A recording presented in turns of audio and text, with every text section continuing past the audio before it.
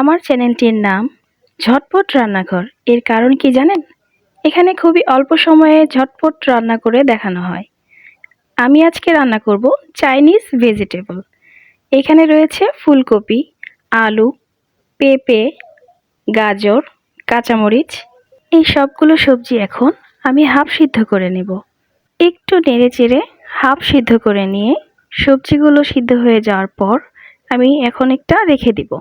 নিয়েছি পেঁয়াজ, সেদ্ধ ডিম কুচি করে কেটে নিয়েছি ধনেপাতা, নিয়েছি চিকেন। এটা চিকেনের যে পানিটা, সস, মশলা দিয়ে দিচ্ছি, আদা বাটা, রসুন বাটা, জিরা গুঁড়ো, গুঁড়া দুধ। এই সবগুলো উপকরণ একসাথে মিশিয়ে নিয়েছি। তারপর চুলায় দিয়ে দিলাম পেঁয়াজ, তারপর দিয়ে দিলাম চিকেন কুচি। এরপর আমি দিয়ে দিব সবজিগুলো, হাফ সিদ্ধ করা যে সবজিগুলো ছিল এটা দিয়ে তারপর আমি একটু রান্না করে নিব।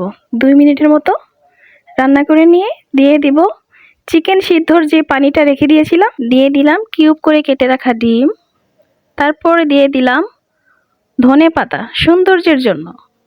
একটু নেড়েচেড়ে আমরা দিয়ে দিব কর্নফ্লাওয়ার, ঠান্ডা পানির সাথে গুলে রাখা কর্নফ্লাওয়ার দিয়ে আমি এটাকে 2 থেকে 3 মিনিট নেড়েচেড়ে রান্না করে নেব। মনে রাখবেন, শুধু 2 থেকে 3 মিনিট রান্না করে নিলেই হবে। হয়ে গেল কিন্তু আমাদের সুস্বাদু এবং হেলদি ভেজিটেবল। আমার এই রান্নাগুলো শুধু নতুন রাঁধুনিদের জন্য। ধন্যবাদ সবাইকে।